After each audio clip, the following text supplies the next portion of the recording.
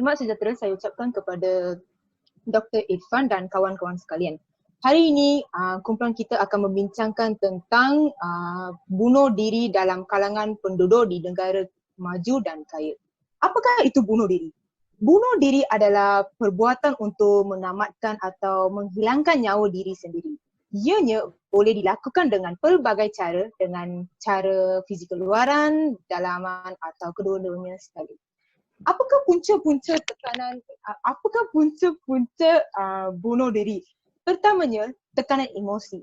Seseorang individu akan kurungkan diri sendiri dan mereka juga menganggapkan bahawa bunuh dirinya adalah penyelesaian bagi tekanan yang mereka mengalaminya. Salah satu punca tekanan emosi ini adalah bunuh diri. Terdapat kes buli di Jepun iaitu seorang pelajar dibuli sehingga dia mengambil langkah untuk membunuh diri. Bunuh diri bukan saja buli, malah putus cinta, bebanan kerja ataupun konflik kerja juga menjadi punca untuk tekanan emosi yang menyebabkan seseorang individu untuk mengambil bunuh diri sebagai tindakannya. Selain itu, pengaruh dadah dan alkohol. Seseorang individu yang mengambil dadah atau alkohol menyebabkan mereka untuk khayal ataupun berhalusinasi. Hal ini mereka akan melakukan bunuh diri kerana mereka kehilangan kawalan mereka yang menyebabkan mereka untuk bunuh diri. Terima kasih. Selanjutnya kawan saya akan terangkan. Saudari, isi pertama saya adalah trauma insiden lama. Sebagai contohnya, saudara terdekat atau ibu bapa atau orang yang disayangi, apabila mereka meninggalkan individu tersebut, mereka akan kehilangan tempat untuk meluahkan perasaan mereka. Jadi ini akan membawa individu tersebut untuk mengalami kemurungan. Selain daripada isi kedua saya adalah masalah perhubungan baik dan bagi peribadi dan juga pekerjaan. Seorang individu tidak akan mempunyai minat untuk terus bekerja dan akan mengalami tekanan perasaan sekiranya mereka tidak puas hati dengan kerja yang dilakukan oleh mereka dan juga sekiranya mereka mempunyai masalah dari segi kehidupan peribadi mereka. So, mereka akan menganggap bunuh diri adalah satu escape route untuk menyelamatkan diri daripada realiti hidup yang akan menyakitkan perasaan mereka. Saya adalah apabila individu tersebut hilang minat.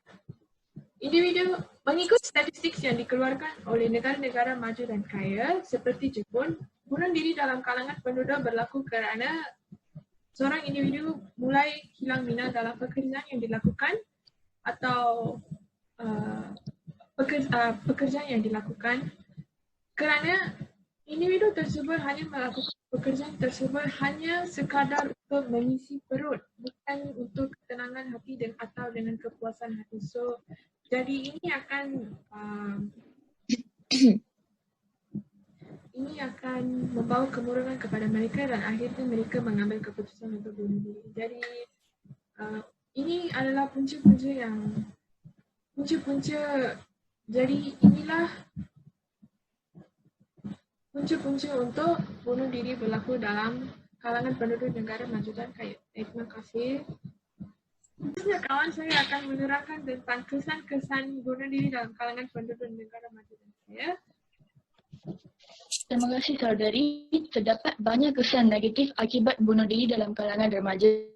Semua pihak terutamanya remaja harus sedar bahawa tindakan negatif seperti bunuh diri tidak akan menyelesaikan masalah. Ia sebaliknya mencetuskan pelbagai masalah lain yang memberi impak besar dalam kehidupan dan sosial. Kesan yang pertama ialah mangsa bunuh diri akan mengalami kesedihan yang terlampau. Ahli keluarga mereka tidak dapat menerima fakta iaitu mangsa bunuh diri tersebut tiada lagi dalam kehidupan mereka. Ahli keluarga akan mengambil masa yang banyak untuk kembali ke kehidupan normal. Selain itu, imej keluarga mangsa bunuh diri tersebut akan terjejas dalam kalangan masyarakat. Hal ini disebabkan kerana masyarakat sekeliling akan berpendapat keluarga tersebut tersebut tidak mendidik mangsa bunuh diri dengan baik dan tidak memberi didikan agama yang penuh. Hal ini kerana dalam perspektif agama, bunuh diri adalah gejala yang salah sama ada di sisi undang-undang maupun agama. Seterusnya, masyarakat akan memandang serong terhadap keluarga mangsa bunuh diri kerana keluarga tersebut kurang memberi perhatian dan kasih sayang terhadap mangsa bunuh diri. Contohnya, meluangkan masa bersama ahli keluarga, meluangkan perasaan bersama ahli keluarga, makan malam bersama dan melancong ke tempat rekreasi pada musim cuti.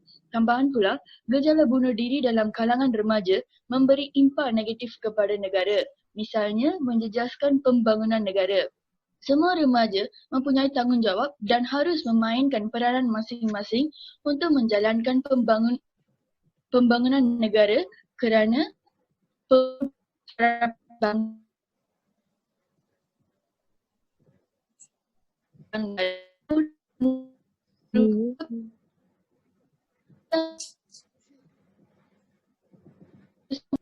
merdeka daripada belenggu angkara sosial.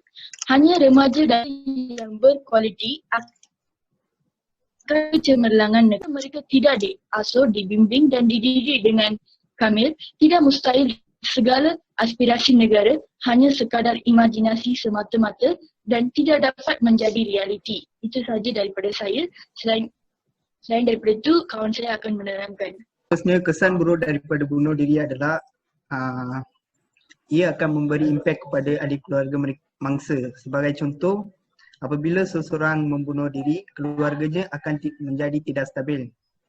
Contohnya, apabila mereka yang mempunyai tanggungjawab terhadap penting dalam sesebuah keluarga membunuh diri, keluarga itu akan mengalami pelbagai ketinggalan daripada pelbagai aspek.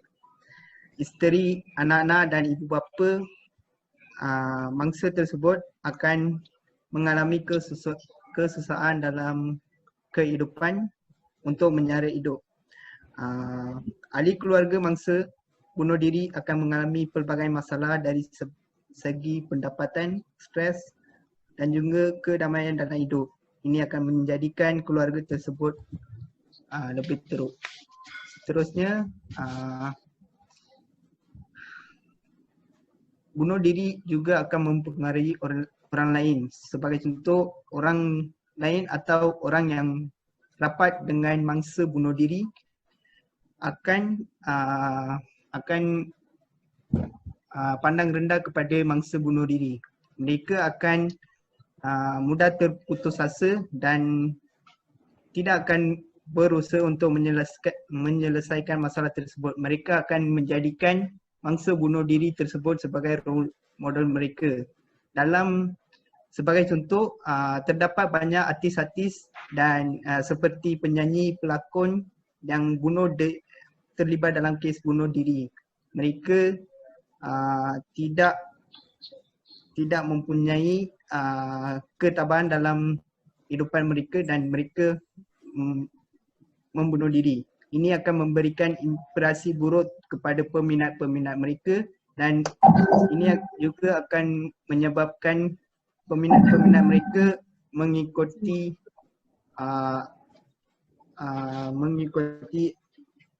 keburukan daripada mereka. Seterusnya, kes pembunuhan diri juga dapat menyusahkan kehidupan orang lain mangsa bunuh diri tersebut. Sebagai contoh, individu yang bunuh diri disebabkan oleh masalah kewangan atau masalah hutang akan melibatkan keluarga mereka dan kawan-kawan mereka dalam masalah tersebut. Sebagai contoh, mangsa bunuh diri yang tidak habis membayar hutang dan mendapatkan hutang daripada agensi-agensi peminjaman yang tidak mempunyai lesen yang sah, maka agensi-agensi tersebut akan menyusahkan ahli keluarga mereka ataupun kawan-kawan mereka yang menjadi saksi untuk mendapatkan balik wang yang mereka dipinjam. Ini akan memberikan masalah yang besar kepada individu yang tidak membuat salah. Itu saja daripada saya. Seterusnya kawan saya. Terima kasih saudara. Terdapat juga beberapa langkah menangani kes bunuh diri dalam kalangan penduduk negara maju, ialah sokongan sosial kepada sesuatu individu. Sokongan sosial merujuk kepada perasaan bernilai, dihormati, disayangi oleh orang lain. Sokongan ini datang daripada pelbagai sumber seperti keluarga, rakan, guru, komuniti atau mana-mana kumpulan sosial. Contohnya dari segi keluarga. Keluarga yang sihat merupakan tunggak penting dalam melahirkan individu dan komuniti sejahtera. Kesejahteraan individu secara psikologi, mental dan fizikal boleh membantu membina komuniti yang makmur dari segi sosial, ekonomi dan kesejahteraan ekologi manusia.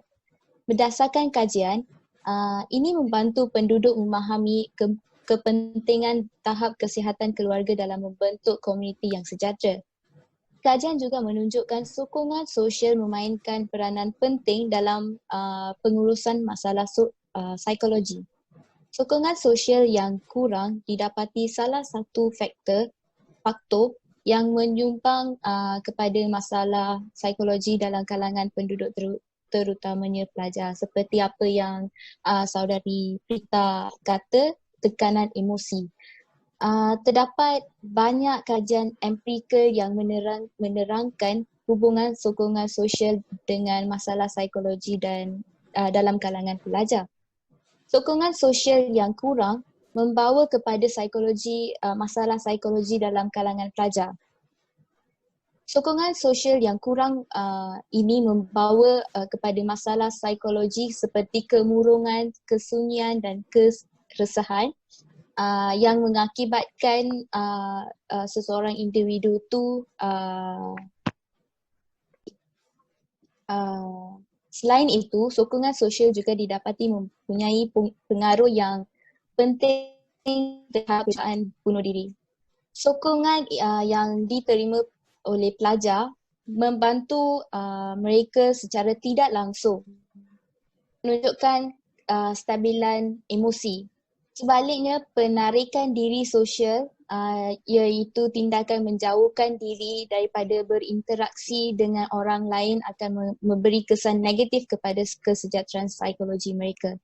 Selain itu, dengan menstruktur semula pemikiran negatif kepada positif juga menyumbang kepada kesejahteraan psikologi lebih baik.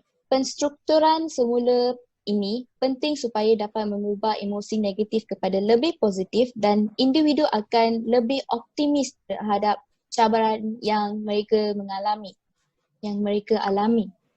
Sikap optimis ialah berfikiran positif terhadap pelbagai situasi meskipun situasi negatif adalah faktor kognitif yang paling berpengaruh dalam mengawal emosi dan tekanan. Sikap ini membawa kepada kekuatan pelajar dalam mengawal situasi persekitaran mereka. Hal ini kerana dengan pemikiran negatif seperti tindakan menyalahkan diri sebagai punca sesuatu masalah yang berlaku, tindakan ini adalah satu tindakan yang memusnahkan penghargaan ke diri, individu dan kesihatan psikologi. Dalam konteks kajian ini, pelajar yang memilih menyalahkan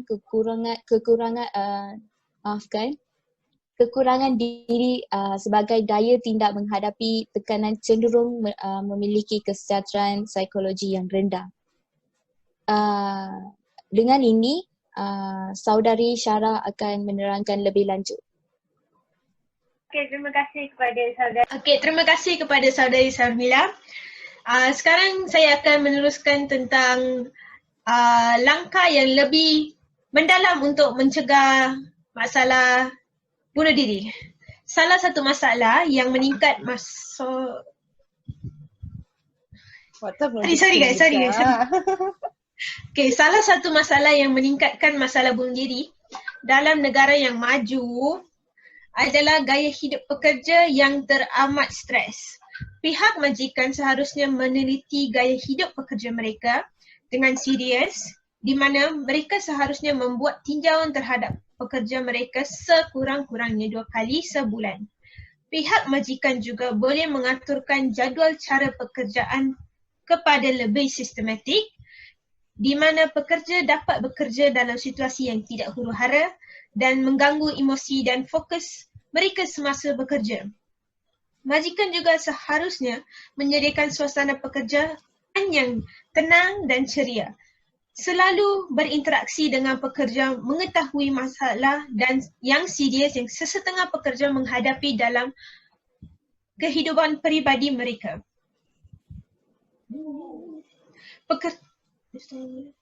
Dan juga menerima maklum balas daripada pekerja. Majikan perlu bertimbang rasa dan berprihatin terhadap pekerja mereka. Contohnya, suatu syarikat boleh mengadakan hari pekerja atau dikatakan sebagai family day di mana kalangan anggota pekerja syarikat tersebut dapat meluangkan masa yang berkualiti bersama komuniti pekerja syarikat tersebut di mana hubungan silaturahim bersama boleh membantu seseorang yang menghadapi masalah dalam hidup mereka dengan memberi bantuan secara emosi, memberi what do you call support? Sokongan. Sokongan yang berterusan untuk menghadapi segala masalah dalam kehidupan mereka. Seterusnya, selain daripada pekerja, antara kalangan kalangan masyarakat yang selalu menghadapi masalah dalam hidup adalah pelajar. Manakala di institusi pelajar seharusnya dipantau oleh kaunselor. Di situlah peranan kaunselor, guru, kawan, rakan sebaya atau juga senior mereka sepatutnya mengambil inisiatif menjejak tingkah laku dan cara hidup mereka. Itu saja daripada saya. Terima kasih. Daripada kumpulan kami mengharap bahawa maklumat dan info yang kita kongsikan pada hari ini akan membuahkan hasil kepada masyarakat walaupun tidak masyarakat di dalam kalangan universiti kita. Terima kasih. Terima kasih.